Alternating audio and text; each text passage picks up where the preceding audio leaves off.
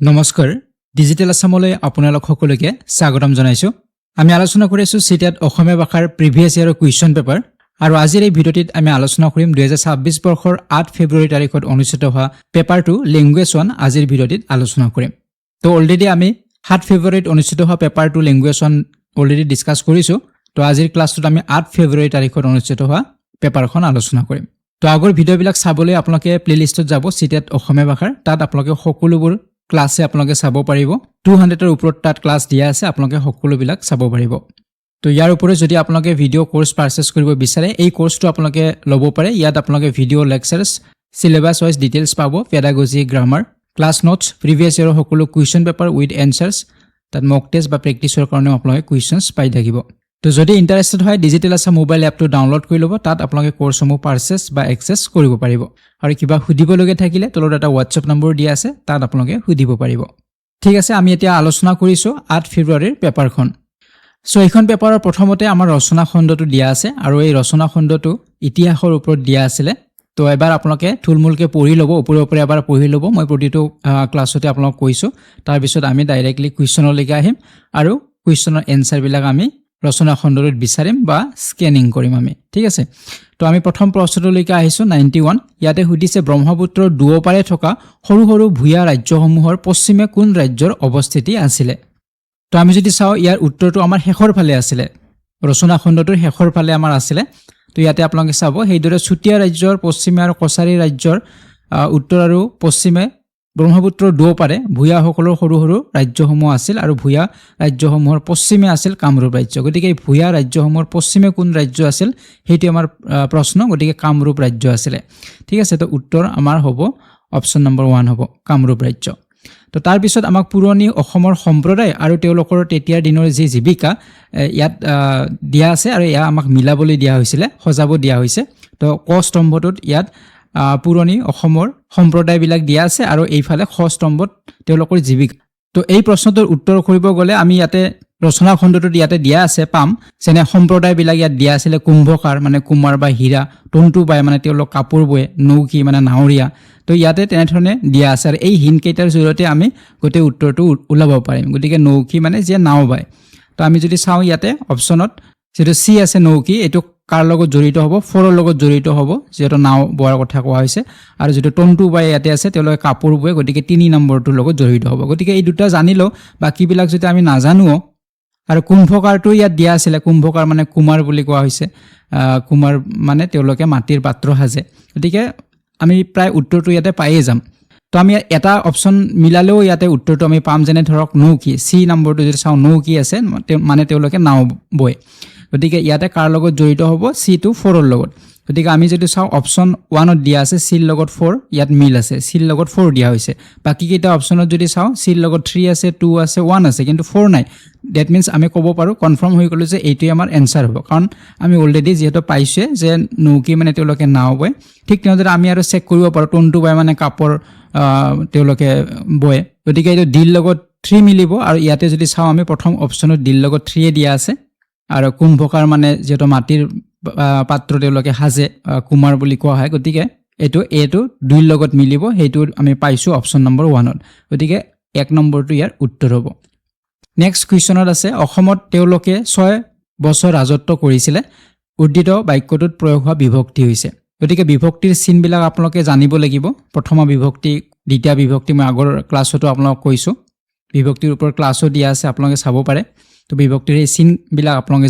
জানিব লাগিব তো ইয়াতে যদি বাক্যটোত আমি চাও অসমত ইয়াতে ত বিভক্তি আছে আৰু তেও লোকে বুলি কৈছে তেও লোকে মানে কৰ লগত একাৰ মানে এ বিভক্তি গতিকে ত আৰু এ বিভক্তি দুটা বিভক্তি আমি ইয়াতে এই বাক্যটোত পাইছো গতিকে উত্তৰ অপচন নম্বৰ 3 হ'ব সপ্তমী আৰু প্ৰথমা গতিকে ত বিভক্তিটো হৈছে সপ্তমী বিভক্তি গতিকে সপ্তমীত ত হয় এটো আপোনালোকে মনত ৰাখিব তাৰ পিছত আমাৰ ই বা এ এইবিলাক যদি থাকে তেনেহলে এটো আমাৰ প্ৰথম বিভক্তি হয় গতিকে ইয়াত আমি দুটা বিভক্তি ইয়াত পাইছো গতিকে বাকি বিলাক আপোনালোকে মনত ৰাখিব লাগিব দ্বিতীয় বিভক্তি হৈছে ক বিভক্তি তৃতীয় হৈছে ৰেডি দ্বাৰা চতুৰ্থী হৈছে লৈ পঞ্চমী পৰা ষষ্ঠী ৰ এইবিলাক আপোনালোকে মনত ৰাখিব লাগিব ঠিক আছে তো এতিয়া আইছো নেক্সট কুৱেশ্যন 94 লৈকে ইয়াতে উদিছে বংগৰ নবাব হুছেইন শাহে কেতিয়া কমতা ৰাজ্য আক্ৰমণ কৰিছিল গতিকে বংগৰ নবাব হুছেইন শাহে কেতিয়া কমতা ৰাজ্য আক্ৰমণ কৰিছিল আমাক চনটো লাগিব তো আমি যদি চাও ইয়াতে ৰচনা খণ্ডটোত আমি ইয়াতে পাম প্ৰথম পেৰাগ্ৰাফটোতে পাম মাজৰ ভাগত তো ইয়াত উল্লেখ কৰা হৈছে যে এই বংশৰ পৰাক্ৰমী ৰজা নীলাম্বৰৰ দিনত বংগৰ নবাব হুছেইন শাহে 1498 খ্ৰীষ্টাব্দত কমতা ৰাজ্য আক্ৰমণ কৰিছিলে তেতিয়াহ'লে আমাৰ উত্তৰ কোনটো হ'ব উত্তৰ আমাৰ হ'ব অপচন নম্বৰ 4 হ'ব 1498 খ্ৰীষ্টাব্দত ঠিক আছে নেক্সট কুৱেশ্যন 95ত সুধিছে হাজত এটা মছজিদ সজোৱা সাধুজন আছিল যে হাজত এটা মছজিদ সজাইছিলে সেই সাধুজন কোনজন আছিলে তো এইটো সাধাৰণতে আমি আসাম হিষ্ট্ৰী যিসকলে পঢ়িছোঁ বা এই বিষয়ে নলেজ আছে এনেও আমি ক'ব পাৰোঁ আৰু ইয়াত উল্লেখ কৰা আছে ৰচনা খণ্ডটোত তো ইয়াৰ উত্তৰটো আমি প্ৰথম পেৰাগ্ৰাফটোৰ মাজভাগতে পাম শেষৰ ভাগত আমি পাম যে তেতিয়াই গিয়াছুদ্দিন আউলিয়া নামৰ এজন সাধুৱে হাজত এটা মছজিদ সজায় গতিকে কোনে সজাইছিলে গিয়াছুদ্দিন আউলিয়া নামৰ এজন সাধুৱে তো উত্তৰ আমাৰ কোনটো হ'ব উত্তৰ হ'ব আমাৰ অপচন নম্বৰ 2 হ'ব গিয়াছুদ্দিন আউলিয়া গতিকে আমি এই পেৰাগ্ৰাফবিলাক বা এই ৰচনা খণ্ডবিলাক আমি প্ৰেক্টিছ কৰিব লাগিব আপোনালোকে যিমানে প্ৰেক্টিছ কৰিব সিমানে সোনকালে এনসাৰ্ছবিলাক ওলাব পাৰিব গতিকে এইটো প্ৰেক্টিছৰ ওপৰত ডিপেণ্ড কৰিব গতিকে আপোনালোকে যিমান পাৰে প্ৰেক্টিছ কৰিব 96 নম্বৰ কুৱেশ্যনটোলৈকে আহিছোঁ ইয়াতে পাইছোঁ যে তলত উল্লেখ কৰা কোনটো অঞ্চল কছাৰীসকলৰ অধীনত নাছিল কোনটো তলৰ অঞ্চল কছাৰীসকলৰ অধীনত নাছিল সেইটো হৈছে প্ৰশ্ন তো এনেধৰণৰ প্ৰশ্নবিলাকৰ উত্তৰ কৰিব গ'লে আমি ৰচনা খণ্ডটো পঢ়িবলগীয়া হয় কাৰণ কোনো এটা লাইনত বা এটা শাৰীত আমি ইয়াৰ উত্তৰটো নাপাওঁ কাৰণ বহুকেইটা দিয়া আছে তাৰে কোনটো নহয় আমাক সেইটো লাগিব তো ইয়াৰ উত্তৰটো হ'ব অপচন নম্বৰ 3 হ'ব দিচাং নৈৰ পূব অঞ্চল কাৰণ আমি যদি চাওঁ দিচাং যেটো অঞ্চল ইয়াতে উল্লেখ কৰা আছে দিচাঙৰ কথা তো দ্বিতীয় পেৰাগ্ৰাফটোৰ মাজভাগত ইয়াতে আমি পাম ইয়াতে দিচাং নৈৰ পূবৰ সমস্ত অঞ্চলত চুতীয়াসকলৰ ৰাজ্য আছিল গতিকে এই দিচাং নৈৰ পূবৰ ফালে চুতীয়াসকলৰহে ৰাজ্য আছিল গতিকে আমি এটো স্পষ্টকৈ জানিলোঁ যে ইয়াত কছাৰীসকলৰ অধীনত নাছিল এই অঞ্চলটো গতিকে উত্তৰ ইয়াতে অপচন নম্বৰ 3 হ'ব কোনটো নাছিল সুধিছে আমি বাকীকেইটা নাচালেও হ'ব কি কছাৰীসকলৰ অধীনত আছিলে ঠিক আছে তো এতিয়া আইছোঁ নেক্সট কুৱেশ্যন 97 লৈকে ইয়াতে সুধিছে খেন বংশৰ প্ৰতিষ্ঠাতা আছিলে খেন বংশৰ প্ৰতিষ্ঠাতা কোন আছিলে সেইটো প্ৰশ্ন তো খেন বংশৰ বিষয়ে ইয়াতে আছে উল্লেখ কৰা সো প্ৰথম পেৰাগ্ৰাফটোৰ আমি 4 নম্বৰ লাইনত আমি পাম এই বিষয়ে যে এই বংশৰ শেষ ৰজা মৃগাংকক নিসন্তান হৈ মৰাত খেন বংশৰ নীলধ্বজে কমতা ৰাজ্যত হেন বংশৰ পাতনি মেলিছিলে গতিকে হেন বংশৰ নীলধ্বজে কমতা ৰাজ্যত হেন বংশৰ পাতনি মেলিছিলে মানে হেন বংশৰ আৰম্ভণি কৰিছিলে কোনে নীলধ্বজে কৰিছিলে তো আমি পাই গ'লো উত্তৰটো কি হ'ব নীলধ্বজ হ'ব উত্তৰ হ'ব অপচন নম্বৰ 2 হ'ব নেক্সট কুৱেশ্যন পৰাক্ৰমী শব্দটোৰ প্ৰত্যয় ভাঙি দেখুৱা আমি প্ৰতিদিনে আলোচনা কৰি আছোঁ যে প্ৰত্যয়ত আমি মূল শব্দটো বিচাৰিম পৰাক্ৰমীটো ক'ৰ পৰা আহিল পৰাক্ৰমৰ পৰা পৰাক্ৰমী আহিছে আৰু গতিকে আমি ইয়াত বিচাৰিব লাগিব পৰাক্ৰম ক'ত আছে অপচন নম্বৰ 2 আছে পৰাক্ৰম যোগ ই পৰাক্ৰমী নেক্সট কুৱেশ্যন নিসন্তান শব্দটোৰ প্ৰয়োগ হৈছে গতিকে নিসন্তান বুলি যে ইয়াত উল্লেখ কৰিছে তো ইয়াতে কি প্ৰয়োগ হৈছে বিভক্তিৰ চিন আমি ইয়াত দেখা নাই বিশেষ্যটো নহয় সৰ্বনামো নহয় গতিকে কোনটো হ'ব উপসৰ্গ হ'ব মানে যাক আমি প্ৰিফিক্স বুলি কওঁ গতিকে উপসৰ্গ এবিধ অব্যয় হয় ইহঁতে নিজে কোনো অৰ্থ প্ৰকাশ কৰিব নোৱাৰে কিন্তু ধাতুৰ আগত বহি বিভিন্ন অৰ্থ প্ৰকাশ কৰে যেনে যেটো নি আছে আগত সেই নিটো নিজা কোনো অৰ্থ নাই বেলেগ শব্দৰ আগত বহি অৰ্থ প্ৰকাশ কৰে কিন্তু নিজা কোনো অৰ্থ নাথাকে এনেকুৱা ধৰণৰ 20টা আমি সংস্কৃত উপসৰ্গ পাওঁ সেইকেইটা আপোনালোকে মনত ৰাখিব পাৰিলে প্ৰ পৰা অপ সম অনু অব নিৰ দূৰ অভি এনে ধৰণে 20টা তো মই আগৰ ক্লাছতো আপোনাক কৈছিলোঁ ঠিক আছে গতিকে এই নিটো এটা উপসৰ্গ হয় তো এইখিনি আছিলে গদ্যাংশৰ আমাৰ প্ৰশ্নবিলাক এতিয়া আমাৰ যেটো পদ্যাংশ আছে তো এই পদ্যাংশটোৰ ওপৰত থকা প্ৰশ্নখিনি আমি এতিয়া আলোচনা কৰিম তো পদ্যাংশটো দিয়া আছিলে যে যাৱে কৃষ্ণ কথা শ্ৰৱণ কীৰ্তনে নটু কৰৈ নৰে ৰতি শৰৎ কালৰ এতেক উপমা জানিবা হৰি ভকতি তো এনে ধৰণে দিয়া আছে এটা কবিতা আৰু এইটো ব্ৰজাৱলী ভাষাত দিয়া আছে তো আমি যদি ইয়াৰ প্ৰশ্নবিলাক চাওঁ 1 নম্বৰ প্ৰশ্নটোত সুধিছে যে শৰৎ কালৰ এতেক উপমা জানিবা হৰি ভকতি ইয়াত কি অলংকাৰ প্ৰয়োগ হৈছে তো ইয়াৰ যদি আমি উত্তৰটো চাওঁ অপচন নম্বৰ 4 হ'ব অনুপ্ৰাস হ'ব অফিচিয়েল এনসাৰ কি যদি আপোনালোকে চেক কৰে তাতো আপোনালোকে পাব অনুপ্ৰাসে দিয়া আছে আৰু অনুপ্ৰাস কিয় কাৰণ আমি অনুপ্ৰাসৰ যদি সংজ্ঞা চাওঁ বা ডেফিনেশ্যনটো চাওঁ যে এটা বাক্য যদি এটা বৰ্ণ বা বৰ্ণ সমষ্টি হ'ব পাৰে একাধিকবাৰ যদি ব্যৱহাৰ কৰা হয় এটো অনুপ্ৰাস হয় গতিকে ইয়াতো যদি আমি চাওঁ প্ৰথম বাক্যটোত আমি ৰ ৰিপিটেশ্যন আমি পাইছোঁ গতিকে এটা বৰ্ণও ৰিপিট হ'ব পাৰে এটা বৰ্ণ সমষ্টিও ৰিপিট হ'ব পাৰে গতিকে সেইকাৰণে ইয়াৰ উত্তৰটো অফিচিয়েল এনসাৰ কিটো অনুপ্ৰাসে দিছে এতিয়া মালোপমা হ'বনে নহয় মালোপমা হোৱাৰ চান্স আছে নে নাই এতিয়া মালোপমা হ'ব লাগিলে মালোপমা হৈছে উপমাৰে ভাগ হয় পূৰ্ণপমা মালোপমা লুপ্তপমা এইবিলাক ভাগ হৈছে উপমাৰ গতিকে মালোপমা হ'ব লাগিলে এটা উপমেয়ৰ লগত কেইবাটাও উপমানৰ সম্বন্ধ ঘটিলে তাক মালোপমা বুলি কোৱা হয় এটা উপমেয়ৰ লগত আৰু উপমেয় মানে কি উপমেয় মানে হৈছে যাক তুলনা কৰা হয় তো ইয়াত কাক তুলনা কৰা হৈছে শৰৎকালক তুলনা কৰা হৈছে ঠিক আছে শৰৎকালক তুলনা কৰা হৈছে কিন্তু কাৰ লগত তুলনা কৰা হৈছে সেই বিষয়ে কিন্তু এই শাৰীটোত আমি পোৱা নাই গতিকে ইয়াত উপমান নাইয়ে কোৱা হৈছে অকল যে বহুতৰ লগত ইয়াক তুলনা কৰিব পাৰি এতে কো উপমা মানে বহুত উপমা আছে ইয়াৰে কিন্তু কোনবিলাক আছে গতিকে ইয়াত উপমান আমি পোৱা নাই উপমেয়টোহে আছে গতিকে সেইকাৰণে এইটো মালৱমা উত্তৰ নহয় তো উত্তৰ অপশ্যন নম্বৰ 4 হ'ব এটা আছে নেক্সট কুৱেশ্যন 101 নম্বৰলৈকে ইয়াতে সুধিছে জ্ঞানী গুৰুৱে যে জ্ঞানী গুৰুৱে ইয়াতে তলত দিয়া ষ্টেটমেন্ট কেইটাৰ ভিতৰত কোনটো শুদ্ধ হ'ব প্ৰথমটোত কৈছে সকলো শিষ্যকে সকলো গুপ্ত জ্ঞান নিদিয়ে তো আমি চাব লাগিব পদ্যাংশটোত কি কৈছে জ্ঞানী গুৰুৱে কি কৰা বুলি ইয়াতে কৈছে তো আমি যদি ইয়াতে চাওঁ যেন জ্ঞানী গুৰু শিষ্যত সমস্তে নহকে গুপুত জ্ঞান তাৰ মানে জ্ঞানী গুৰুৱে সকলো শিষ্যকে গুপুত মানে গুপ্ত জ্ঞান নিদিয়ে সকলো শিষ্যকে নিদিব বিশেষ শিষ্যকে তেওঁ গুপ্ত জ্ঞানবিলাক দিব সেই কথাষাৰ ইয়াত কৈছে তো উত্তৰ হ'ব আমাৰ অপশ্যন নম্বৰ 1 হ'ব সকলো শিষ্যকে সকলো গুপ্ত জ্ঞান নিদিয়ে নেক্সট কুৱেশ্যন 102 নম্বৰ ইয়াতে সুধিছে উৰ্দিত পদ্যাংশৰ ভাষা অসমীয়া বৈষ্ণৱ সাহিত্যত ব্যৱহৃত ভাষাৰ উদাহৰণ ইয়াত যি ভাষা ব্যৱহাৰ কৰা হৈছে পদ্যাংশটোত এই ভাষাটো অসমীয়া বৈষ্ণৱ সাহিত্যত ব্যৱহৃত ভাষাৰ উদাহৰণ কোন যুগৰ হয় হেতু হৈছে প্ৰশ্ন কোনটো যুগত এই ভাষা ব্যৱহাৰ কৰা হৈছিল তো ইয়াৰ উত্তৰটো হ'ব অপশ্যন নম্বৰ 2 হ'ব মধ্যযুগীয় অসমীয়া বৈষ্ণৱ সাহিত্যত ব্যৱহৃত ভাষাৰ উদাহৰণ হয় নেক্সট কুৱেশ্যনলৈকে আহিছো 103 নম্বৰলৈকে ইয়াতে সুধিছে মুনিসকলে ধন সম্পদৰ লোভ ত্যাগ কৰাটো কবিয়ে কিহৰ সৈতে তুলনা কৰিছে যে মুনিসকলে ধন সম্পদৰ লোভ ত্যাগ কৰাটো কাৰ লগত তুলনা কৰিছে হেতু হৈছে প্ৰশ্ন তো আমি যদি চাওঁ ইয়াতে পদ্যাংশটোত তো এই বিষয়ে আমি দ্বিতীয় ষ্টেঞ্জাৰত আমি ইয়াতে পাম যে মেঘগণে জল সৰ্বস্ব এৰিয়া শুক্ল কৰিলেখে গাঁও যেন মুনি হবে বিত্ত ফল তেজী ভৈলা মহাশুদ্ধ ভাৱ তো ইয়াতে এটা ষ্টেঞ্জা শেষ হ'ল গতিকে ইয়াতে আমি পাম প্ৰথমতে যে আছে মেঘগণে জল সৰ্বস্ব এৰিয়া গতিকে ইয়াত আমি উত্তৰটো পাই গ'লো অপশ্যন নম্বৰ 1 হ'ব যে শৰৎকালৰ নিৰ্জল মেঘে শুকুলা ৰূপ ধাৰণ কৰাৰ সৈতে যে শৰৎকালৰ নিৰ্জল যেটো মেঘ সেই মেঘে শুকুলা ৰূপ লয় বগা মেঘৰ কথা কৈছে তাৰ লগত তুলনা কৰিছে তো ইয়াত উল্লেখ কৰা আছে যে মেঘগণে জল সৰ্বস্ব এৰিয়া শুক্ল মানে বগাৰ কথা কৈছে তাৰ লগত তুলনা কৰিছে যেতিয়া মুনিসকলে ধন সম্পদ এইবিলাকৰ লোভ ত্যাগ কৰে হেতুক তুলনা কৰিছে নেক্সট কুৱেশ্যন 104 নম্বৰ ইয়াতে সুধিছে যেন মহা মূৰ প্ৰাণী ইয়াত থকা মূৰ শব্দটোৰ অৰ্থ সমাৰ্থকসূচক শব্দ নহয় সুধিছে তো মূৰ মানে একচুৱেলি মূৰ্খ বুজায় মূৰ মানে হৈছে মূৰ্খ যেন মহা মূৰ প্ৰাণী মানে মহা মূৰ্খ প্ৰাণী গতিকে ইয়াত কোনটো সমাৰ্থকসূচক নহয় গতিকে আমি যদি চাওঁ অজ্ঞটো ইয়াৰ সমাৰ্থকসূচক মূৰ্খটো সমাৰ্থকসূচক হ'ব নিৰ্বোধটো সমাৰ্থকসূচক গতিকে যেটো মহান আছে এটো সমাৰ্থকসূচক নহয় উত্তৰ অপশ্যন নম্বৰ 4 হ'ব নেক্সট কুৱেশ্যন 105 ইয়াতে সুধিছে প্ৰতিনিয়ত আয়ু ক্ষয় গৈ থকা কথাটোত কোনে মনোযোগ নিদিয়ে যে আয়ু যে আমাৰ ক্ষয় গৈ আছে এই কথাটোত কোনে মনোযোগ নিদিয়ে এটো আমি ইয়াতে পদ্যাংশটোত পাম ক'ত উল্লেখ কৰা আছে হেতু আমি বিচাৰিব লাগিব তো শেষৰ ফালে আছে যে আয়ু যায় নিত তাত নেদে চিত যেন মহা মূৰ প্ৰাণী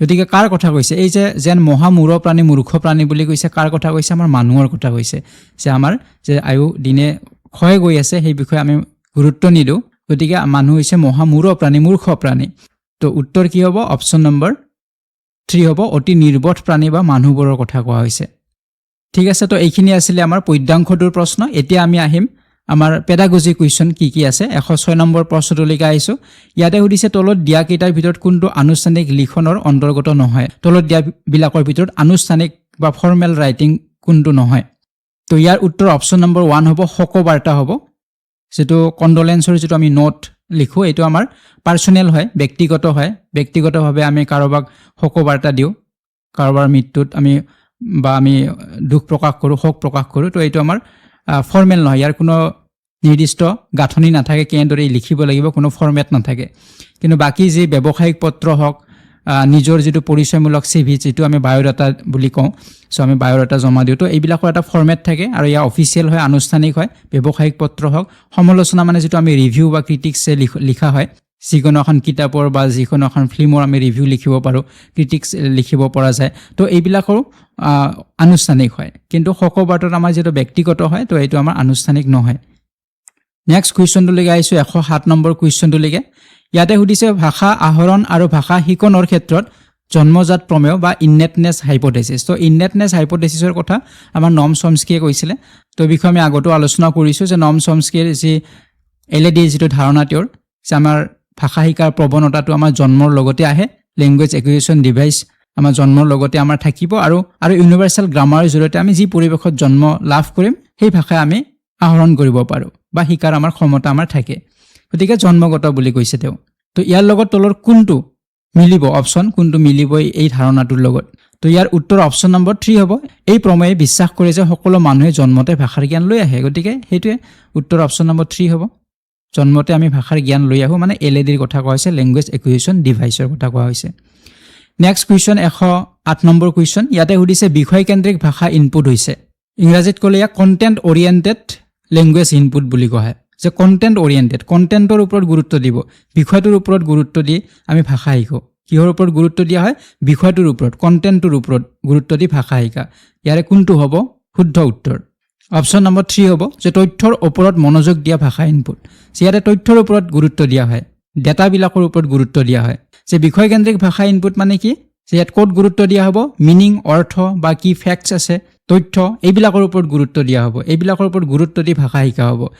অকল যে ইয়াত ভকেবুলাৰী বা গ্ৰামাৰ ৰুল ইয়াতে শিকোৱা হৈছে তেনেধৰণৰ নহয়। ইয়াতে অকল ভকেবুলাৰী বা গ্ৰামাৰৰ নিয়ম শিকাই ভাষা শিকোৱা নহয়। ইয়াত গুৰুত্ব দিয়া হয় বিষয়বিলাকৰ ওপৰত। এটা বিষয় শিকালে সেই যিকোনো বিষয় হ'ব পাৰে, ভাষাৰ ছাবজেক্ট নহ'ব পাৰে, সেয়া বিজ্ঞানৰ হ'ব পাৰে, সমাজ বিজ্ঞানৰো হ'ব পাৰে। সেই বিষয়টোৰ লগতে তাৰ লগত জড়িত কৰি ভাষা শিকোৱা হ'ব। গতিকে ইয়াত গুৰুত্ব দিয়া হ'ব কণ্টেণ্টটোৰ ওপৰত, ছাবজেক্টটোৰ ওপৰত গুৰুত্ব দিয়া হ'ব, ফেক্টছবিলাকৰ ওপৰত, তথ্যবিলাকৰ ওপৰত গুৰুত্ব দিয়া হ'ব। আৰু সেই তথ্যৰ ওপৰত ভিত্তি কৰি তেওঁলোকক ভাষা শিকাব। অকল যে গ্ৰামাৰ শিকাই ভাষা শিকাইছে, নিয়ম শিকাই ভাষা শিকাইছে, ভকেবুলাৰী শিকাই ভাষা শিকাইছে, তেনেকৈ শিকোৱা নহয়। উত্তৰ অপশ্যন নম্বৰ 3 হ'ব। তথ্যৰ ওপৰত ইয়াত বেছি গুৰুত্ব দিয়া হ'ব। নেক্সট কুৱেশ্যনটোলৈকে আহিছোঁ, কুৱেশ্যন নম্বৰ 109। ইয়াতে সুধিছে ভাষা শিকনৰ কোনটো পদ্ধতিয়ে শব্দ আৰু শব্দখণ্ডক ভাষা শিকাৰ মূল আধাৰ বুলি গণ্য কৰে? গতিকে শব্দ, ইয়াতে ৱৰ্ডছৰ কথা কোৱা হৈছে, ভকেবুলাৰীৰ কথা কোৱা হৈছে বা শব্দখণ্ড, যেনে দুটা শব্দ লগ লাগি আমাৰ কিছুমান শব্দখণ্ড থাকে বা আমাৰ ফ্ৰেজ থাকে। যেনে গুড মৰ্ণিং বুলি ক'লোঁ, তো গুড আৰু মৰ্ণিং একেলগে এটা ফ্ৰেজ, এটা শব্দখণ্ড হ'ব পাৰে। তো তেনেধৰণৰ। গতিকে কোনটো পদ্ধতিয়ে এই শব্দ আৰু শব্দখণ্ডক ভাষা শিকাৰ মূল আধাৰ বুলি গণ্য কৰে? উত্তৰ হ'ব অপশ্যন নম্বৰ 3 হ'ব শাব্দিক বা আবিধানিক পদ্ধতি, লেক্সিকেল মেথড বুলি কোৱা হয়। তো ইয়াতে লেক্সিকেল মেথড বা শাব্দিক পদ্ধতিত শব্দৰ ওপৰত গুৰুত্ব দিয়া হয়, শব্দ বা ভকেবুলাৰী শিকোৱাৰ ওপৰত বেছিকৈ গুৰুত্ব দিয়া হয় আৰু ভকেবুলাৰীৰ জৰিয়তে ভাষা শিকাব চেষ্টা কৰা হয়। গতিকে এইটো হ'ব অপশ্যন নম্বৰ 3 হ'ব। বাকী অপশ্যনকেইটাতো আপোনালোকে জানে, মই আগৰ ক্লাছতো কৈছোঁ। কাৰ্যভিত্তিক ভাষা শিকন, ইয়াতে এক্টিভিটিৰ ওপৰত গুৰুত্ব দিব। ল'ৰা ছোৱালীক বিভিন্ন ধৰণৰ এক্টিভিটিৰ জৰিয়তে ভাষা শিকোৱা হ'ব। সিহঁতক ৰোল প্লে কৰিব দিব পাৰে, সিহঁতক ডিছকাশ্যন কৰিব দিব পাৰে, এনেধৰণে বা সিহঁতক কমিউনিকেট কৰিব দিব পাৰে। তো এইবিলাকৰ জৰিয়তে সিহঁতক ভাষা শিকোৱা হ'ব। যোগাযোগমূলক পদ্ধতি, সেইটো হৈছে কমিউনিকেটিভ এপ্ৰ'চ হয়। গতিকে ইয়াত বেছিকৈ গুৰুত্ব দিয়া হয় কথোপকথনৰ ওপৰত। ল'ৰা ছোৱালীক যিমান পাৰে সিমান কথোপকথনৰ ওপৰত গুৰুত্ব দিব। ব্যাকৰণ অনুবাদ পদ্ধতিটো আপোনালোকে জানে, গ্ৰামাৰ ট্ৰেন্সলেশ্যন মেথড। প্ৰথম ভাষা বা মাতৃভাষাৰ গ্ৰামাৰ অনুবাদ কৰি দ্বিতীয় ভাষা শিকোৱা হয়। তো এইটো হৈছে গ্ৰামাৰ ট্ৰেন্সলেশ্যন মেথড। আৰু য'ত শব্দ বা শব্দখণ্ডক আধাৰ কৰিয়ে ভাষা শিকোৱা হয়, সেইটো হ'ব শাব্দিক পদ্ধতি। ঠিক আছে, নেক্সট কুৱেশ্যনলৈকে আহিছোঁ এতিয়া, কুৱেশ্যন নম্বৰ 110 নম্বৰলৈকে। ইয়াতে সুধিছে তলত উল্লেখ কৰা কাৰককেইটাৰ ভিতৰত কোনটো বিদ্যালয়ৰ শিক্ষাত বহুভাষিকতাৰ উদ্দেশ্য নহয়? তলত কেইটামান কাৰক দিয়া হৈছে, ইয়াৰে ভিতৰত কোনটো বিদ্যালয়ৰ শিক্ষাৰ ক্ষেত্ৰত বহুভাষিকতাৰ উদ্দেশ্য নহয়? তো বিদ্যালয়ত আমি যদি বহুভাষিকতা বা মাল্টিলেংগুৱেলিজিমৰ কথা কওঁ, আমি এই বিষয়ে অলৰেডি আলোচনা কৰি আহিছোঁ। আগৰ ক্লাছতো আমি পাইছিলোঁ মাল্টিলেংগুৱেলিজিমৰ ওপৰত। গতিকে প্ৰথম অপশ্যনটো যদি চাওঁ যে শিক্ষাৰ্থীৰ ভাষাবোৰক শিক্ষণত ব্যৱহাৰ কৰা, এইটো একেবাৰে সত্য হয়। কাৰণ এটা ক্লাছৰুমত বিভিন্ন ভাষাৰ ল'ৰা ছোৱালী থাকিব। গতিকে প্ৰতিজন ল'ৰা ছোৱালীৰে যি ভাষা হ'ব, বেলেগ বেলেগ ভাষা হ'ব, সেয়া কেতিয়াও বাধাৰ সৃষ্টি নকৰে। সেই বিষয়ে মই কৈছোঁ, তাক ৰিচ'ৰ্চ হিচাপে ব্যৱহাৰ কৰিব লাগিব, সমল হিচাপে ব্যৱহাৰ কৰিব লাগিব। ই বাধা কেতিয়াও নহয়। তাৰ জৰিয়তে তেওঁলোকে বেলেগ বেলেগ ভাষা বা বেলেগ বেলেগ ভাষাৰ উপাদানবিলাক শিকিব পাৰিব। গতিকে ই শিক্ষণত ব্যৱহাৰ কৰিব লাগিব এই ভাষাবিলাকক, শিক্ষাৰ্থীৰ বিভিন্ন ভাষা, সেয়া অসমীয়া হ'ব পাৰে, বড়ো হ'ব পাৰে, বাংলা হ'ব পাৰে, যিয়ে ভাষা নহওক। নেক্সট অপশ্যনত কৈছে যে যতদূৰ সম্ভৱ হয় মাতৃভাষা এটা ভাষা হিচাপে শিকা আৰু তাক শিকনৰ মাধ্যম হিচাপে লোৱা। গতিকে এইটোও শুদ্ধ হয়। বহুভাষিকতা বা বহুভাষিক এটা ক্লাছৰুমত মাতৃভাষাৰ ব্যৱহাৰ হ'ব, মাতৃভাষাৰ ব্যৱহাৰ কৰিব লাগিব। মাতৃভাষাৰ জৰিয়তে যিটো টাৰ্গেট লেংগুৱেজ হ'ব ক্লাছৰুমৰ, সেই ভাষাটো শিকাব লাগিব। তো তো 3 নম্বৰত কৈছে ত্ৰিভাষা সূত্ৰ অনুসৰি মাতৃভাষা হিন্দী আৰু ইংৰাজী শিকা। তো এইটো আমাৰ অশুদ্ধ হ'ব যে বহুভাষিকতা মানে তাত যে মাতৃভাষা হিন্দী আৰু ইংৰাজী তিনিটাই হ'ব লাগিব তেনে ধৰণৰ কোনো কথা উল্লেখ কৰা নাই। বহুভাষিক হ'ব লাগিলে যিকোনো ভাষা হ'ব পাৰে, তাত যিবিলাক ল'ৰা ছোৱালী থাকিব তেওঁলোকৰ স্থানীয় ভাষা বা আঞ্চলিক ভাষা উপভাষা যিকোনো হ'ব পাৰে। তেনে ধৰক মই কৈছোঁ অলপ আগতে বড়ো হ'ব পাৰে, বাংলা হ'ব পাৰে, নেপালী হ'ব পাৰে, যিকোনো ভাষা হ'ব পাৰে, যিকোনো ভাষা ল'ৰা ছোৱালী ক্লাছৰুমত থাকিব পাৰে। তো সেই ভাষাবিলাকৰ কথা কোৱা হৈছে যে তাত যে মাতৃভাষা থাকিব হিন্দী আৰু ইংৰাজী হ'ব লাগিব তেনেধৰণৰ কথা নাই। গতিকে এইটো আমাৰ কি হ'ব উত্তৰ হ'ব। 4 নম্বৰটোত কৈছে সকলো শিশুৱে সিহঁতৰ মাতৃভাষাত বিদ্যালয়ৰ শিক্ষা আৰম্ভ কৰি, গতিকে মাতৃভাষাত বিদ্যালয়ৰ শিক্ষা আৰম্ভ কৰিব লাগিব আৰু কেইবাটাও অন্ততঃ 2টা ভাষা সিহঁতে শিকিব। তো এইটো হৈছে বহুভাষিকতাৰ উদ্দেশ্য। গতিকে মাতৃভাষাটো জানিবই, তাৰ লগতে আৰু সিহঁতে অন্ততঃ 2টা ভাষা শিকিব। সেয়া বেলেগ বেলেগ ভাষা সিহঁতে শিকিব পাৰে, হিন্দীও হ'ব পাৰে, ইংৰাজীও হ'ব পাৰে বা আন কিবা ভাষা হ'ব পাৰে। কি হ'ব ভাষা সেইটো কিন্তু নিৰ্দিষ্টকৈ কোৱা নাই, যিটো অপশ্যন নম্বৰ 3ত কৈছে আমাক। নেক্সটলৈকে আহিছোঁ 111 নম্বৰলৈকে। ইয়াতে সুধিছে এটা পাঠৰ বিষয়ে সামগ্ৰিক অৱলোকন তথা সাধাৰণ ধাৰণা এটা পাবৰ কাৰণে বাণীয়ে পাঠটো পঢ়িছে, গতিকে এই পঠনটো কি হ'ব? গতিকে যিহেতু সাধাৰণ ধাৰণা এটা পাবৰ কাৰণে পঢ়িছে, গতিকে এইটো আমাৰ কি হ'ব? স্কিমিং হ'ব, অপশ্যন নম্বৰ 3 হ'ব। ঠিক আছে, স্কিমিং। স্কেনিঙত আমি নিৰ্দিষ্ট তথ্য পোৱাৰ কাৰণে পঢ়োঁ, সেইটো আমাৰ স্কেনিং বুলি কয়। কিন্তু আমি যেতিয়া এটা নিৰ্দিষ্ট ধাৰণা বা মূল ভাৱটো পোৱাৰ কাৰণে পঢ়োঁ, এইটোক স্কিমিং বুলি কয়। Next question 112 number. ইয়াতে সুধিছে বিদ্যালয় ভিত্তিক মূল্যায়নৰ ক্ষেত্ৰত প্ৰযোজ্য 2টা বাছি উলিওৱা। যে বিদ্যালয় ভিত্তিক মূল্যায়ন স্কুল বেছড এছেছমেণ্টৰ কথা সুধিছে। এই স্কুল বেছড এছেছমেণ্টটো সৰ্বাংগীন প্ৰক্ৰিয়া, মানে হলিষ্টিক হয়, যে বিদ্যালয় এখনত শিক্ষকে সমগ্ৰ শিক্ষা বৰ্ষজুৰি শিক্ষাৰ্থীৰ যিটো জ্ঞান বা দক্ষতা বা মনোভাৱ বা যিটো সামগ্ৰিক যিটো বিকাশ সেইটো নিৰন্তৰভাৱে মূল্যায়ন কৰাৰ এটা পদ্ধতি। গোটেই বছৰ জুৰি শিক্ষাৰ্থীৰ কি জ্ঞান লাভ কৰিলে, দক্ষতা বা মনোভাৱ বা সামগ্ৰিক যিটো বিকাশ, হলিষ্টিক যিটো ডেভেলপমেণ্ট, এইটো মূল্যায়ন কৰা এটা পদ্ধতি হৈছে স্কুল বেছড এছেছমেণ্ট, SBA বুলি কোৱা হয়। ইয়াতে কণ্টিনিউৱাছলি এছেছ কৰিব, টিচিং লাৰ্ণিং প্ৰচেছটো ইম্প্ৰুভ কৰা হ'ব, লাৰ্ণাৰৰ ক'ত দুৰ্বলতা আছে ক'ত সবলতা আছে সেইটো চেক কৰা হ'ব, ফিডবেক পাব। গতিকে এই কম্প্ৰিহেনচিভ বা সামগ্ৰিক মূল্যায়ন ইয়াতে হ'ব। গতিকে প্ৰথম অপশ্যনত যিটো কৈছে যে শিক্ষক আৰু শিক্ষাৰ্থী উভয়ৰে স্বতন্ত্ৰতাৰ পোষণ কৰাত সহায় কৰে, তো এইটো একেবাৰে কাৰেক্ট হয় বিদ্যালয় ভিত্তিক মূল্যায়নৰ ক্ষেত্ৰত। কাৰণ SBA শিক্ষকসকলকো স্বতন্ত্ৰ বা স্বাধীনতা দিয়ে, তেওঁলোকে নিজৰ হিচাপত তেওঁলোকে ডিজাইন কৰিব পাৰে, কুৱেশ্যন বা অৰেল টেষ্ট ল'ব পাৰে, এইবিলাক নিজৰ হিচাপত কৰিব পাৰে। তেওঁলোকৰ ক'ত ষ্ট্ৰেংথ আছে ক'ত উইকনেছ আছে এইবিলাক তেওঁলোকে জানিব পাৰিব। ঠিক তেনেদৰে ছাত্ৰৰ ক্ষেত্ৰতো ইয়াতে স্বতন্ত্ৰতা আছে, কাৰণ ল'ৰা ছোৱালী যদি কোনোবা ফৰ এক্সাম্পল কোনো এজন ছাত্ৰ লিখাত ভাল নহয়, লিখিব নোৱাৰে, কনচেপ্ট তেওঁৰ আছে, ধাৰণা আছে, কিন্তু লিখিব নোৱাৰে, গতিকে তেওঁ অৰেল টেষ্ট ল'ব শিক্ষকগৰাকীয়ে। গতিকে শিক্ষকৰ ক্ষেত্ৰতো স্বতন্ত্ৰতা থাকে, স্বাধীনতা, আৰু ছাত্ৰৰ ক্ষেত্ৰতো থাকিব। তো এইটো একেবাৰে শুদ্ধ ষ্টেটমেণ্ট হয়। 2 নম্বৰ ষ্টেটমেণ্টত কৈছিলে যে এই বিদ্যালয়খনক নিজৰ ধৰণে পৰিকল্পনা কৰাত সহায় কৰে। তো এইটোও শুদ্ধ যে স্কুলখনত যিবিলাক চেলেঞ্জেছ থাকিব, কিছু বাধা থাকিব পাৰে, তো এইবিলাক তেওঁলোকে নিজৰ ধৰণে পৰিকল্পনা কৰিব পাৰিব। যি স্কুল মেনেজমেণ্ট থাকিব তেওঁলোকে মিলি এইবিলাক পৰিকল্পনা বা প্লেনিং তেওঁলোকে কৰিব পাৰিব। বাকী C নম্বৰত কৈছে ই পৰীক্ষা বৰ্ডৰ ক্ষমতা লৈ ল'ব পাৰে, এইটো শুদ্ধ নহয়। পৰীক্ষা বৰ্ডৰ ক্ষমতা স্কুলবিলাকে ল'ব নোৱাৰে। ল'ৰা ছোৱালীক ইভেলুৱেট কৰাৰ ক্ষেত্ৰত বা বাকী ক্ষেত্ৰত পাৰিব, কিন্তু তেওঁলোকে যে পৰীক্ষা বৰ্ডৰ ক্ষমতা ল'ব এইটো নোৱাৰে, এইটো অশুদ্ধ হ'ল। আৰু D নম্বৰত কৈছে যে মূল্যায়ন পৰিকল্পনা কৰা প্ৰক্ৰিয়াসমূহত ই শিক্ষাৰ্থীসকলক সক্ৰিয় অংশগ্ৰহণকাৰী হিচাপে জড়িত নকৰে বুলি কৈছে, এইটো অশুদ্ধ। কাৰণ সক্ৰিয় অংশগ্ৰহণকাৰী হিচাপে জড়িত কৰে। কিয় তেওঁলোকক সক্ৰিয় অংশগ্ৰহণকাৰী হিচাপে জড়িত কৰে? কাৰণ SBAত কণ্টিনিউৱাছ এছেছমেণ্টটো হয়ে, তাৰ লগতে ছেল্ফ এছেছমেণ্টৰ ওপৰতো গুৰুত্ব দিয়ে, যে ল'ৰা ছোৱালী নিজৰ এছেছমেণ্ট নিজে কৰিব, গতিকে তেওঁলোক সক্ৰিয়ভাৱে এই মূল্যায়ন প্ৰক্ৰিয়াত অংশগ্ৰহণ কৰিব পাৰে। তো ইয়াতে নকৰে বুলি কৈছে, এইটো ভুল হ'ব। গতিকে উত্তৰ হ'ব আমাৰ অপশ্যন নম্বৰ 1 হ'ব, A আৰু B শুদ্ধ। ঠিক আছে, নেক্সট কুৱেশ্যনলৈকে আহিছোঁ এতিয়া। Question number 113। ইয়াতে সুধিছে পূৰ্ব নিৰ্ধাৰিত নিৰ্দেশৰ ক্ৰমৰ পৰিৱৰ্তে বাস্তৱ পৃথিৱী পটভূমি বা ঘটনা নিৰ্ভৰ শিকনৰ পৰিৱেশ সমৰ্থন কৰা শিক্ষা দৰ্শন হৈছে। চ' ইয়াৰ উত্তৰ হ'ব অপশ্যন নম্বৰ 2 হ'ব, কনষ্ট্ৰাকটিভিজিম, নিৰ্মাণবাদ। যে কনষ্ট্ৰাকটিভিষ্টসকলে কি বিশ্বাস কৰে যে নলেজ ল'ৰা ছোৱালী নিজে কনষ্ট্ৰাক্ট কৰে, ঠিক তেনেদৰে ভাষাও ল'ৰা ছোৱালী নিজে কনষ্ট্ৰাক্ট কৰিব বা পৰিৱেশৰ পৰা তেওঁলোকে আহৰণ কৰিব। গতিকে সেই কথাষাৰে ইয়াতে কোৱা হৈছে যে বাস্তৱ পৃথিৱীৰ পটভূমিত তেওঁলোকে নিজে নিজে পৰিৱেশৰ পৰা ভাষা শিকিব। তো নলেজ তেওঁলোকে কি কৰিব? নিজে কনষ্ট্ৰাক্ট কৰিব, জ্ঞান তেওঁলোকে নিজে কনষ্ট্ৰাক্ট কৰিব, গঠন কৰিব, নিৰ্মাণ কৰিব। তো এইটো উত্তৰ অপশ্যন নম্বৰ 2 হ'ব। নেটিভিজিমসকলে বিশ্বাস কৰে কি ভাষা জন্মগত বুলি বিশ্বাস কৰে, জন্মগত এটা প্ৰৱণতা থাকে ভাষা শিকাৰ, তেওঁলোকে বিশ্বাস কৰে, যিটো অপশ্যন 1ত আছে। কগনিটিভিজমত আমাৰ বিশ্বাস হয়, আমি এই বিষয়ে আগতেও পাইছিলোঁ যে চিন্তাৰ ডেভেলপমেণ্ট আগতে হ'ব, জ্ঞানৰ ডেভেলপমেণ্ট সিহঁতৰ আগতে বিকাশ হ'ব, তাৰপিছতে ভাষাৰ ডেভেলপমেণ্ট হ'ব। গতিকে ল'ৰা ছোৱালীয়ে আগতে চিন্তা কৰিব, চিন্তা শক্তিৰ বিকাশ হ'ব, তাৰপিছত ভাষাৰ বিকাশ হ'ব কগনিটিভিজমৰ মতে।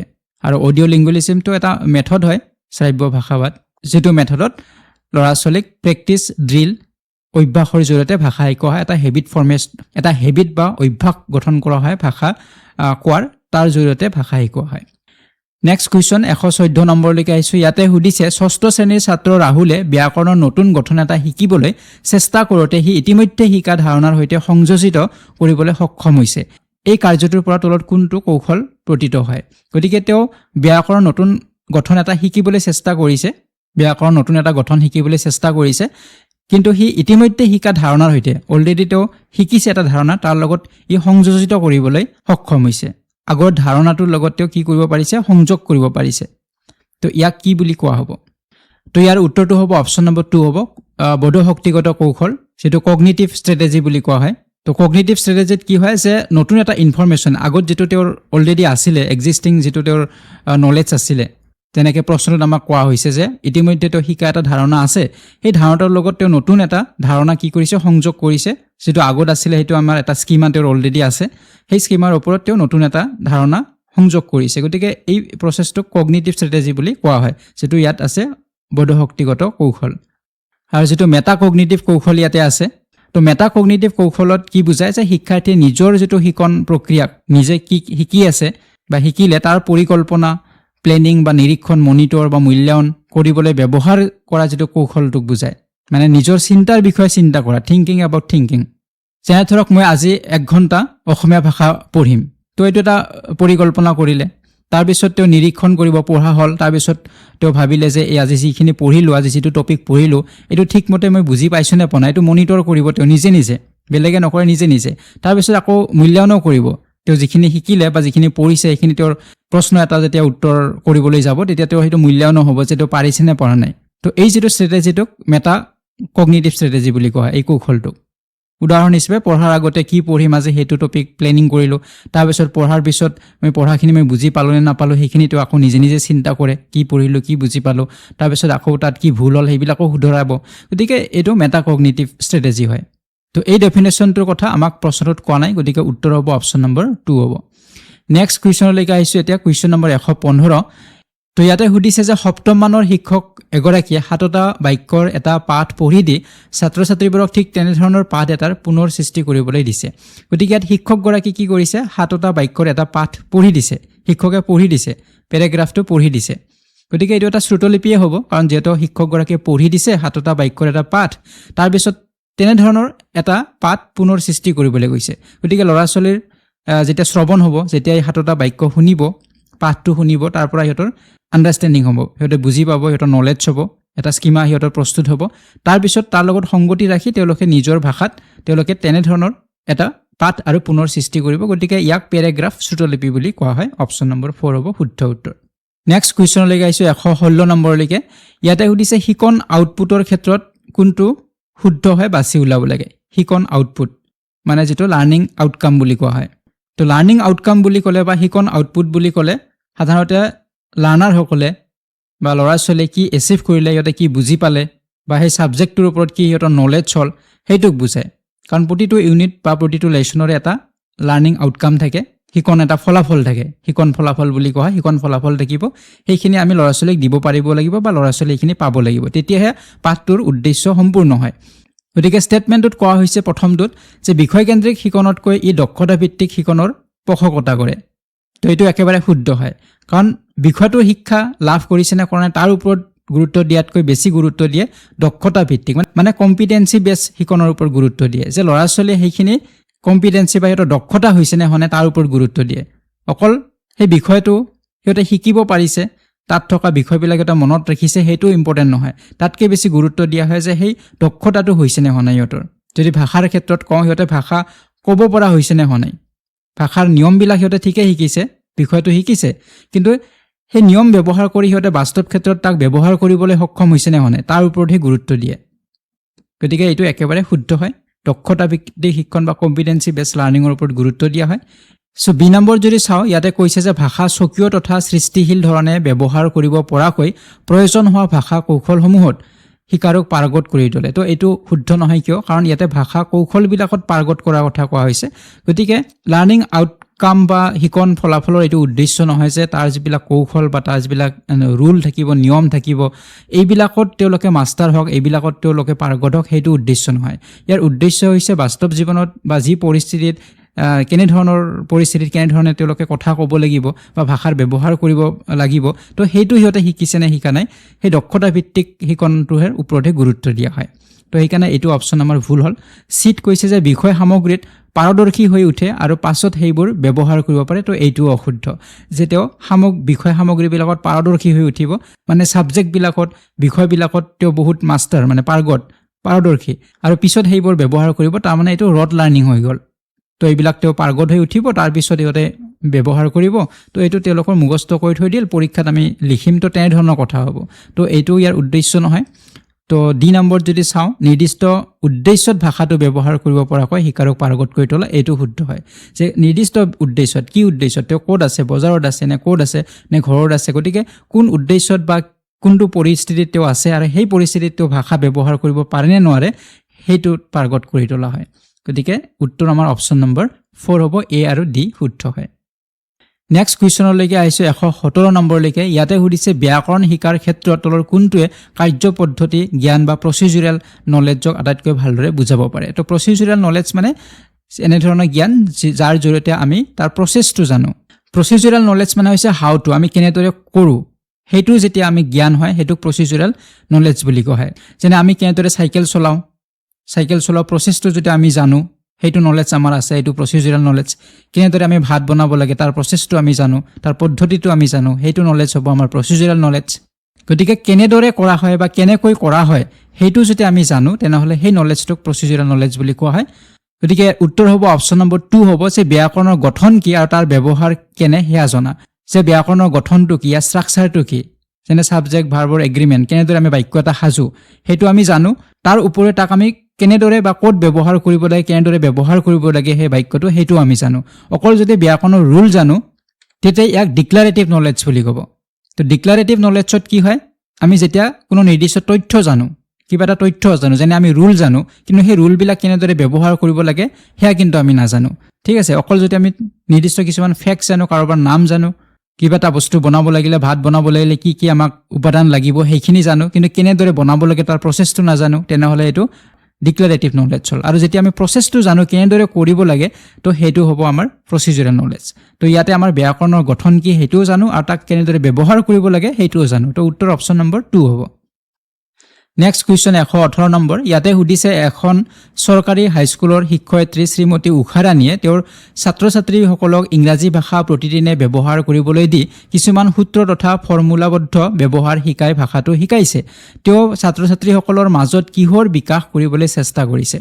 গতিকে ছাত্ৰ ছাত্ৰীসকলক ইংৰাজী ভাষা প্ৰতিদিনে ব্যৱহাৰ কৰিবলৈ দি, প্ৰতিদিনে ব্যৱহাৰ কৰিব দিছে ইংৰাজী ভাষা, আৰু তাত থকা কিছুমান সূত্ৰ বা ফৰ্মুলা কেনেদৰে ব্যৱহাৰ কৰিব লাগে সেইটোও শিকাইছে। গতিকে ইয়াতে কি বিকাশ কৰিবলৈ চেষ্টা কৰিছে? তো ইয়াৰ উত্তৰ হ'ব অপশ্যন নম্বৰ 4 হ'ব, প্ৰাথমিক আন্তঃব্যক্তিগত যোগাযোগমূলক দক্ষতা বুলি কোৱা হয়, যাক ইংৰাজীত কোৱা হয় BICS, basic interpersonal communication skill বুলি কোৱা হয়। গতিকে এই BICS বা প্ৰাথমিক আন্তঃব্যক্তিক যোগাযোগমূলক দক্ষতা মানে হৈছে যে আমি সাধাৰণতে দৈনন্দিন জীৱনত আমি কথা পতাৰ যিটো বা যোগাযোগ কৰাৰ যিটো আমাৰ দক্ষতা হয়, সেই দক্ষতাটোক বুজায়। ইয়াতে আমি কি জানো যে আমাৰ দৈনন্দিন জীৱনত আমি নিয়মীয়াভাৱে যে কথা পাতিম কাৰোবাৰ লগত, তো সেই দক্ষতাটো বুজোৱা হয় ইয়াতে। এভৰিডে যিটো কনভাৰচেশ্যন হয়, আমি প্ৰতিদিনে যিটো কনভাৰচেশ্যন কৰোঁ, আৰু যিটো আমাৰ CALP হয়, কগনিটিভ একাডেমিক লেংগুৱেজ প্ৰফিচিয়েঞ্চি, এইটো কিন্তু উন্নত হয়। যেনে ধৰক কোনো এটা বিষয়বস্তু শিকিবলৈ বা পাঠ্যপুথি আমি বুজিবলৈ, প্ৰবন্ধ এটা লিখাৰ ক্ষেত্ৰত, যুক্তিতৰ্কৰ ক্ষেত্ৰত আমি যি ব্যৱহাৰ কৰোঁ সেই ভাষা হৈছে CALP, cognitive academic language proficiency. ইয়াতে অপশ্যন নম্বৰ 3 আছে, বোধশক্তি সম্পন্ন বৌদ্ধিক ভাষা দক্ষতা। তো এই দক্ষতাটো আমাৰ কোনটো দক্ষতাক বুজায়? যেতিয়া আমাৰ আনুষ্ঠানিক ক্ষেত্ৰত বা বিদ্যালয়ৰ ক্ষেত্ৰতে হওক বা পাঠ্যপুথিৰ ক্ষেত্ৰতে হওক, যুক্তিতৰ্কৰ ক্ষেত্ৰত হওক, কিবা এটা প্ৰবন্ধ লিখিবলৈ হওক, তো এনেধৰণৰ ক্ষেত্ৰবিলাকত আমি যি লেংগুৱেজ ব্যৱহাৰ কৰিম, তো সেইটো হৈছে বা যি দক্ষতা আমাৰ হ'ব লেংগুৱেজৰ, সেই দক্ষতাটো হ'ব আমাৰ CALP। তো উত্তৰ ইয়াতে অপশ্যন নম্বৰ 4 হ'ব, কাৰণ ইয়াতে কৈছে যে তেওঁ ভাষা প্ৰতিদিনে ব্যৱহাৰ কৰিবলৈ মানে দৈনন্দিন জীৱনত ব্যৱহাৰ কৰিবলৈ তেওঁক ইংৰাজী ভাষা শিকাই আছিলে গতিকে এইটো অপচন নম্বৰ 4 হ'ব নেক্সট কুৱেশ্যন 119 নম্বৰ ইয়াতে সুধিছে যে সপ্তম শ্ৰেণীৰ এগৰাকী শিক্ষয়িত্ৰীয়ে তেওঁৰ ছাত্ৰ-ছাত্ৰীবোৰৰ একে ধৰণৰ ভাষাৰ ভুল কিছুমান বাছি উলিয়াইছে আৰু সেইবোৰৰ প্ৰতি ছাত্ৰ-ছাত্ৰীবোৰ সজাগ হ'ব পৰাকৈ প্ৰতি মাহে শ্ৰেণীত আলোচনা কৰিছে এই ভুলবোৰ কোনে কৰিছে নাম নলোৱাকৈ যিয়ে কৰিছে মনত পেলাবলৈ কৈছে এই অনুশীলনটো হৈছে গতিকে ইয়াতে কি কৰিছে শিক্ষয়িত্ৰীগৰাকীয়ে যে ল'ৰা-ছোৱালীবিলাকে একে ধৰণৰ ভাষাৰ কিছুমান ভুল কৰিব কিছুমান ল'ৰা-ছোৱালী একে ধৰণৰ ভুল কৰিব হয়তো 4-5 জন ল'ৰা-ছোৱালী বাছি উলিয়াইছে যে তেওঁলোকৰ ভুলটো একে ধৰণৰ ভুল হয় একেটা ক্ষেত্ৰতে তেওঁলোকে ভুল কৰিছে তো সেইবোৰক কি কৰিছে সেইবোৰৰ প্ৰতি ছাত্ৰ-ছাত্ৰীবোৰৰ সজাগ হ'ব পৰাকৈ তেওঁলোক যাতে সজাগ হ'ব পাৰে নেক্সট টাইম যাতে আৰু ভুল নহয় তাৰ কাৰণে কি কৰিছে প্ৰতি মাহে শ্ৰেণীত এই বিষয়টো আলোচনা কৰিছে প্ৰত্যেক মাহতে সেই বিষয়টো আলোচনা কৰা হৈছে য'ত ভুল হৈছিল তাৰ উপৰি সেই ভুলবোৰ কোনে কৰিছে নামও লোৱা নাই নাম নলোৱাকৈয়ে কৰিছে আৰু মনত পেলাবলৈ গৈছে যে এই ভুলটো কোনে কোনে কৰিছিল তো তেনে ধৰণে মনত পেলাবলৈ গৈছে গতিকে ইয়াক আমাৰ ইয়াতে উত্তৰ দুটা হয় 3 আৰু 4 ফিডবেক দিয়াও হয় আৰু ভুল বিশ্লেষণ এৰৰ এনালাইসিসও হয় তো ইয়াতে অফিচিয়েল এনসাৰ কি ইয়াতে দুটা উত্তৰ দিছিলে 3 আৰু 4 গতিকে ইয়াক আমি ফৰ্মেটিভ ফিডবেক বুলি ক'ব পাৰো ল'ৰা-ছোৱালীৰ পৰা ফিডবেক লোৱা হৈছে ইয়াতে তাৰ উপৰি ভুল বিশ্লেষণটোও শুদ্ধ হয় ভুল বিশ্লেষণত কিন্তু য'ত ভুল হৈছে হেতুৰ ওপৰত গুৰুত্ব দিয়া হয় সকলো ক্ষেত্ৰতে গুৰুত্ব দিয়া নহব য'ত ভুল হৈছে এই ভুলবিলাকত গুৰুত্ব দিয়া হয় ভুলবিলাক বাছি উলোৱা হয় আৰু সেইবিলাকৰ শিক্ষণ দিয়া হয় ল'ৰা-ছোৱালীক গতিকে দুটাই ইয়াৰ উত্তৰ হয় তো শেষৰ যেটো প্ৰশ্ন এটো হৈছে 120 নম্বৰ ইয়াতে সুধিছে আমি শুনিলে বা দেখিলে চিহ্নিত কৰিব পৰা চিনি পোৱা শব্দবোৰ হৈছে যে আমি শুনা আৰু দেখাৰ কথা কৈছে শুনিলে আৰু দেখিলে চিহ্নিত কৰিব বা চিনি পোৱা শব্দবোৰ হৈছে সো আমি ল্যাঙ্গুৱেজ স্কিলত আমি পাইছিলো আমাৰ যে 4টা ল্যাঙ্গুৱেজ স্কিল আছে শ্ৰৱণ কথন পঠন আৰু লিখন তো ইয়াৰে দুটা আমাৰ কি হয় ৰিসিপটিভ স্কিল হয় আৰু দুটা আমাৰ প্ৰডাক্টিভ স্কিল হয় সেই বিষয়ে ইয়াতে সুধিছে যে আমি শুনিলে আৰু দেখিলে চিহ্নিত কৰিব পৰা শব্দবোৰ যে আমি শুনি পাৰো যিবিলাক শব্দ আমি শুনি আমি ক'ব পাৰো যে এইটো অমুক শব্দ কৈছে বা যিবিলাক দেখা মানে পঢ়াৰ কথা কৈছে দেখা মানে পঢ়া যে কৰবাত লিখা আছে আমি দেখিছো আৰু তাক পঢ়িছো তো গতিকে এইটো আমাৰ কি হ'ব এইটো আমাৰ ৰিসিপটিভ হ'ব যেটো অপচন নম্বৰ 3 আছে সংগ্ৰাহী শব্দ ভৰাল বুলি কৈছে গতিকে ৰিসিপটিভ ভোকেবুলাৰি হয় ৰিসিপটিভ ভোকেবুলাৰি কোনবিলাকক ক'ব ৰিসিপটিভ ভোকেবুলাৰি যিবিলাক শব্দ আমি শুনি বুজি পাওঁ বা পঢ়ি বুজি পাওঁ গতিকে প্ৰশ্নত আমাক কৈছে শুনি আৰু দেখি কৰবাত লিখা আছে দেখি আমি পঢ়িছো তো এইটো হ'ব ৰিসিপটিভ আৰু যেটো 2 নম্বৰ অপচনত আছিল উৎপাদনশীল শব্দ ভাণ্ডাৰ মানে প্ৰডাক্টিভ ভোকেবুলাৰি প্ৰডাক্টিভ কোনবিলাক হ'ব যিবিলাক আমি লিখো শব্দ সেইবিলাক আৰু যিবিলাক আমি কথা কওঁ বা কওঁতে আমি শব্দ উচ্চাৰণ কৰো সেইবিলাক